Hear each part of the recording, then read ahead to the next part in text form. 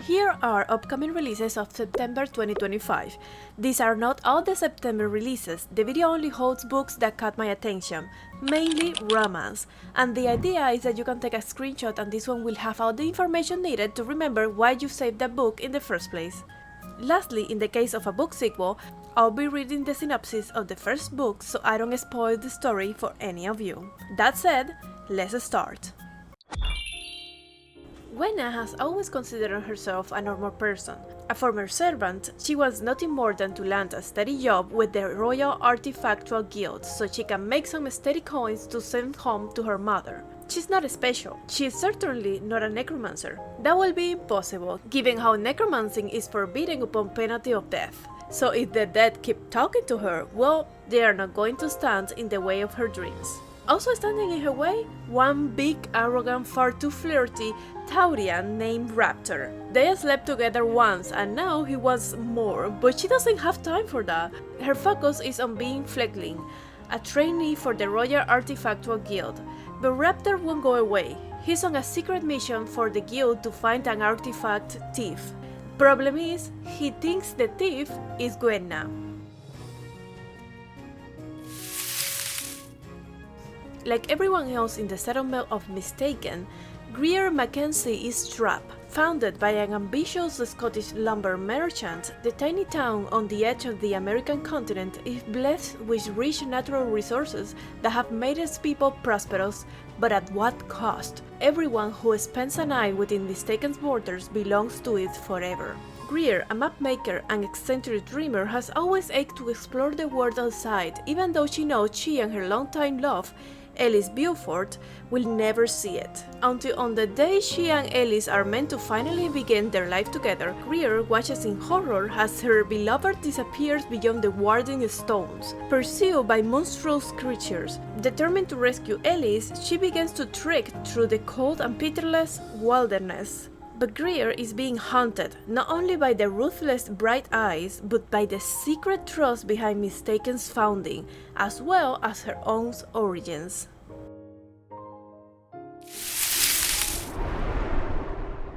Matilda is the youngest goddess of her clan, blessed with humble messenger magic. But in a land where gods often kill each other to steal power and alliances break as quickly as they are forged, Matilda must come of age sooner than most. She may be known to carry words and letters through the realms, but she holds a secret she must hide from even her dearest of allies to ensure her survival. And to complicate matters, there is a mortal boy who dreams of her, despite the fact that they have never met in the waking world. 10 years ago, Vincent of Becket wrote to Matilda on the darkest night of his life, begging the goddess he befriend in his dream to help him. When his request went unanswered, Vincent moved on, becoming the hardened, irreverent lord of the river who has long forgotten Matilda. That is, until she comes stumbling into his bedroom window with a letter for him. Violet Harper knows her best friend was murdered, even if everyone else has labeled her death as a freak accident. Vi is sure she had been trying to tell her something right before she died. Cryptic messages about her friend's elite boarding school, her thrilling romance, and the mysterious secret society she was entangled in all point to a more sinister fate. So Violet does what no one else seems willing to do. She transfers to the same fancy school to dig into the society's murky history and find out what really happened to her friend. She knows the truth might not be pretty, but what she doesn't bargain for is the handsome boy at the center of it all, Calvin Lockwell, the brother of her prime suspect and the descendant of the school founder. This is the second book of the story, so I'll be reading the synopsis of the first book. Maybeth Brownwick knows better than to bridge the misty labyrinth of trees, but a tragic turn of events compels her beyond the archway of bones, to a boundary no mortal has crossed before, one that cloaks a dark and fantastical world that is as dangerous as it is alluring. It's there where the cursed lord of Eidolon resides, the one tasked to keep her hidden from the magehood that seeks to crucify her in the name of an arcane prophecy. The Scorpion is the coldest and most calculated assassin in all of Etheria. Maybeth's blood is the key to breaking his despised curse and vanquish the slumbering evil in Witch Knell. Unfortunately for Lord Raiden, fate has other plans for this irresistible little enchantress, and his growing obsession with her threatens to destroy everything. Mirabella Owens, an 18 years old from Timber Plains, Kansas, grew up hearing the local legends of werewolves protecting humans from vampires centuries ago. Stories Mira had stopped believing when she was young, but when Mira received an unaddressed letter from her mother, she's told the world isn't what it seems. She suspects her mother might be telling the truth when she stumbled across strange animal tracks on the hiking trail, and when she's miraculously saved from a 20-foot drop by the one and only Julian Santos, a classmate with striking long hair, golden eyes, and unexplicable coldness towards her. Despite his denials when confronted, Mira soon finds herself entangled in an ancient, magical war between werewolves and vampires during a blood moon. Dumped by her boyfriend and fired from her event planning job, Ali Lawson is left with no choice but to return to her parents' idyllic inn. Anticipating a quiet hiatus in the attic apartment, she is instead met with Aiden, the stubborn, attractive son of the orchard owner who is currently occupying her planet refuge. Forced together by circumstance, they find themselves not only roommates but also co-workers, when they are put in charge by their parents of the Orchard's Vital Harvest Festival, a lifeline for both the struggling orchard and the inn. A wedding in Dream Harbor can only mean one thing: everyone wants to get involved. With Janie and Logan set to tie the knot, and Kira desperate to hire out her newly renovated barn at the Christmas tree farm, everything seems to be going well. Annie has agreed to bake the cake, and Mac is responsible for, well, just being Mac. And as the whole Dream Harbor comes together to celebrate the wedding of the year with the snow falling around them, can Annie and Mac put aside their dislike for each other just long enough for the I do's, or is that one request too far? In the kingdom of Daradon, a persecuted few are wielders, able to exert physical power that extends beyond her visible shimmering tendril. Feared and mistrusted for this ability, wielders have always been hunted. Alyssa Pine, heiress of a noble lineage, daughter of a hunter family, is also a wielder. As she approaches her 18th season, Alyssa knows she has escaped execution so far only through painful self-control and the fragile efforts of her beloved father. Summoned to the harsh and glittering royal court for the debutant season, Alyssa finds herself trapped in a web of hidden intentions, and caught between two equally dangerous men. One, a brutal ruler with the handsome face of a fairy tale prince, who will see her destroyed in an instant if the truth were to be known, and the other, a bewildering foreign ambassador with secret agendas of his own. Tess Brad just scored her dream role starting in an adaptation of Jane Austen's Northanger Abbey. It's not just the role of a lifetime, but it's also her last chance to prove herself a serious actress. But one thing is standing in Tess' way. Well, one very tall, annoyingly handsome person, actually Hugh Balfour. A serious British method actor, Hugh wants nothing to do with Tess, but the film needs chemistry and Tess' career depends on it. Sparks fly, but not in the way Tess hoped. 200 years in the past, with only each other to rely on, Tess and Hugh needs to outlive her way through the Regency period in order to make it back home, and hopefully not screw up history along the way.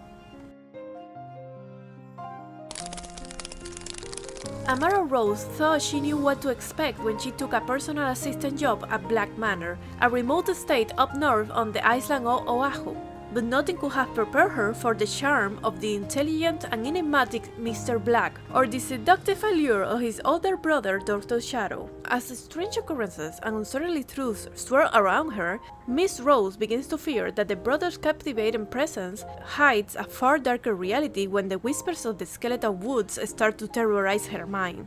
Will she uncover the truth behind the manor's haunting mysteries, or will she be consumed by them forever?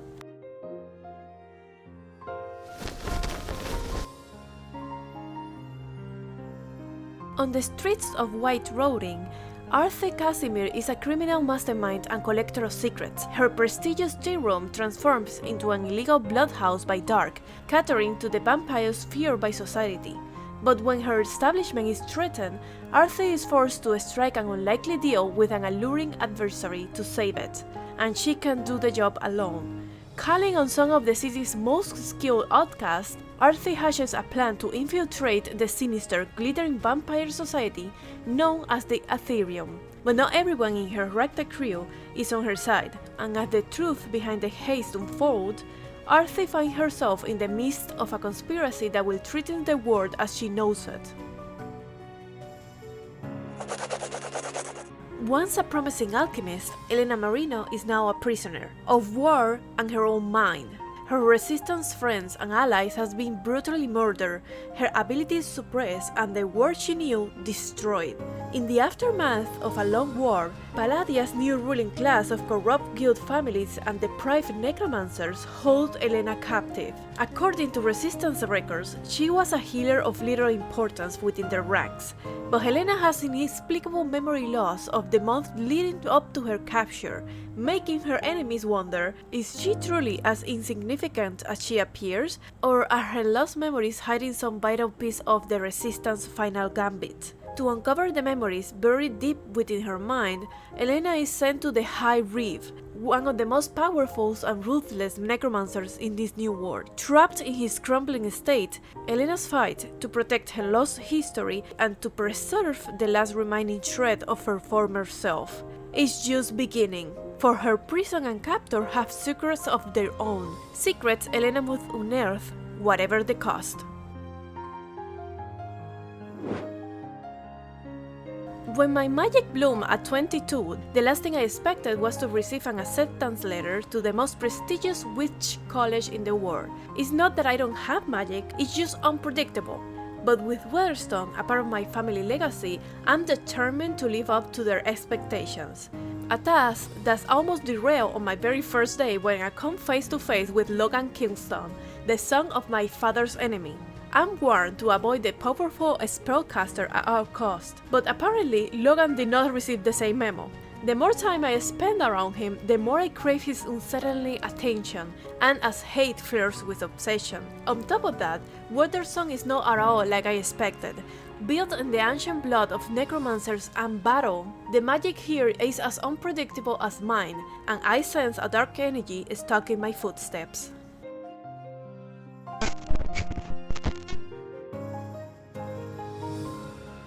The life of a maiden is solitary, never to be touched, never to be looked upon. Waiting for the day of her ascension, she would rather be with the gods, fighting back the evil that took her family, than preparing to be found worthy by the gods.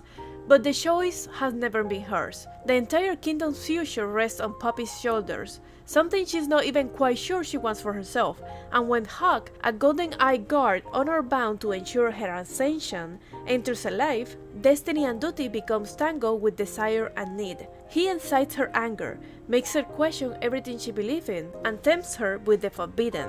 Poppy is not only on the verge of losing her heart and being found unworthy by the gods, but also her life when every blood-soaked thread that holds her world together begins to unravel. Grey Flynn has dedicated her life to her mage, Kier. She will be his blade on the battlefield, his healer and protector. The deep well of raw power inside her is Kier's to use. Grey will do anything for Kier, be anything for him, if he will only ask. When a quest to protect the child of an enemy kingdom pulls them into the dangerous heart of the nation's war, Grey and Kier will need to decide what they are willing to sacrifice to protect their secret. For Grey is no ordinary magical well, but heir to the lost island of Locke, the root of all power. If she dies, all the magic dies with her.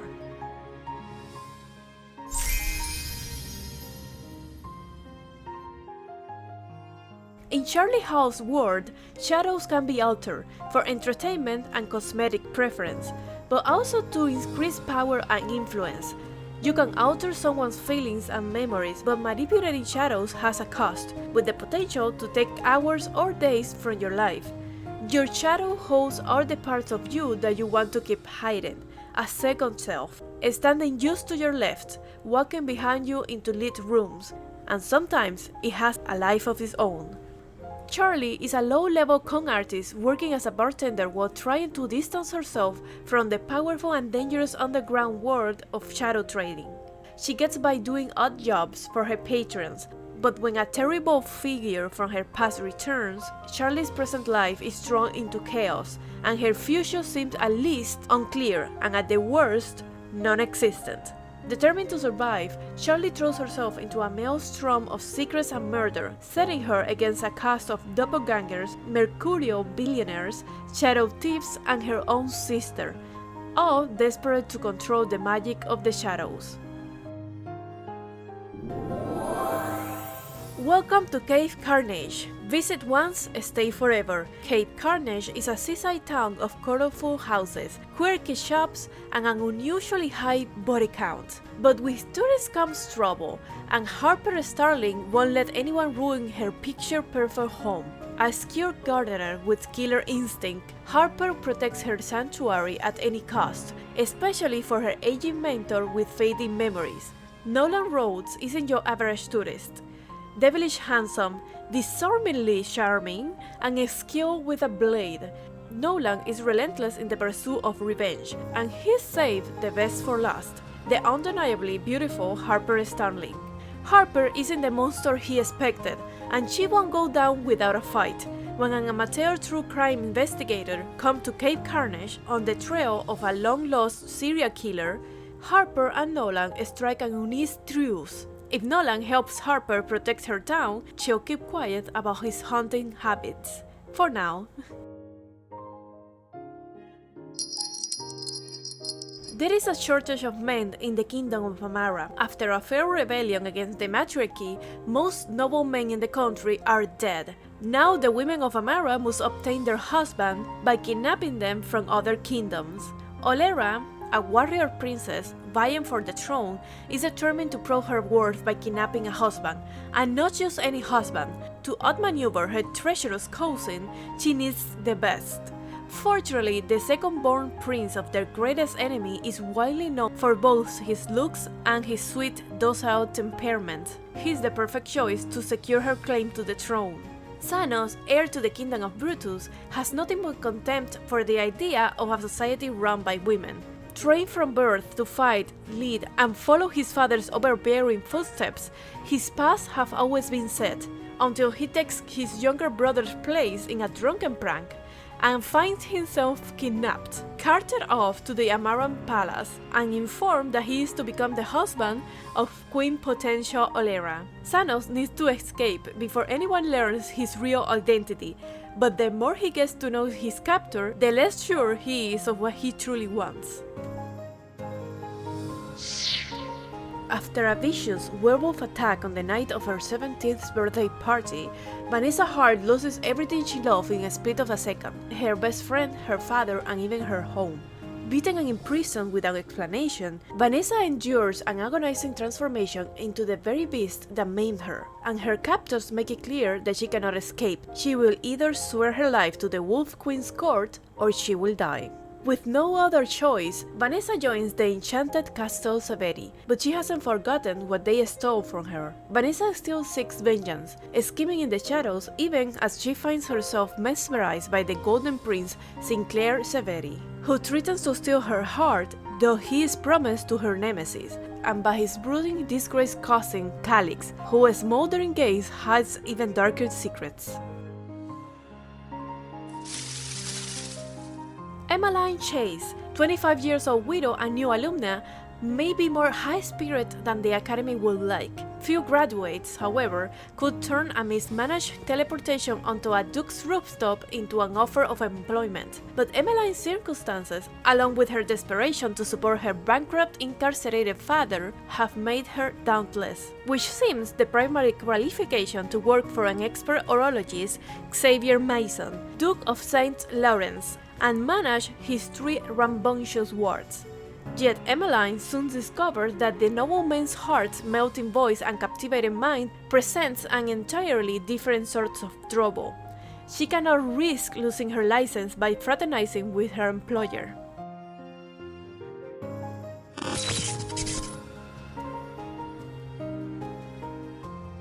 Trapped as a servant in the fairies' underground kingdom of Misty, Kenna must help her new mistress undertake 6 daily trials, one for each branch of magic: fire, earth, light, void, illusion, and blood.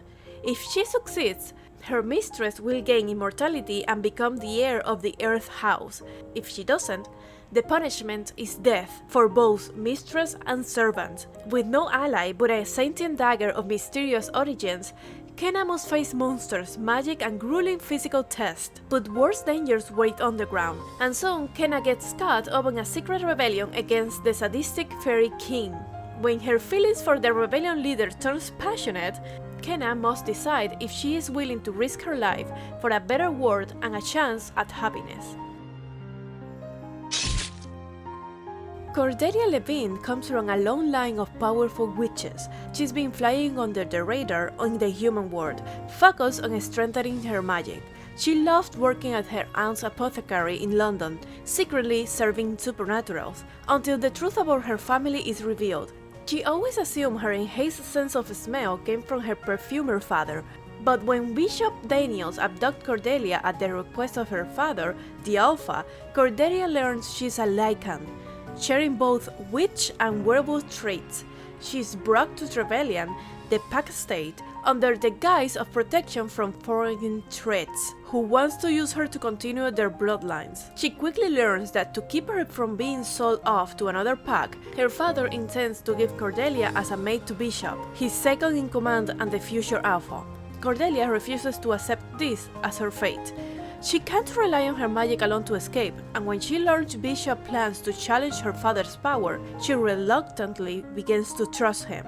The cracks within the pack become evident and something is bound to break, and Cordelia and her growing desire for the men who shouldn't set her on fire are right at the center of it all. Lastly, I would like you guys, if you are interested in any of this book, to go and check them on Goodreads because many of them are having giveaways. And if you like this style of video, do let me know in the comments, and I'll see you the next month with another upcoming books.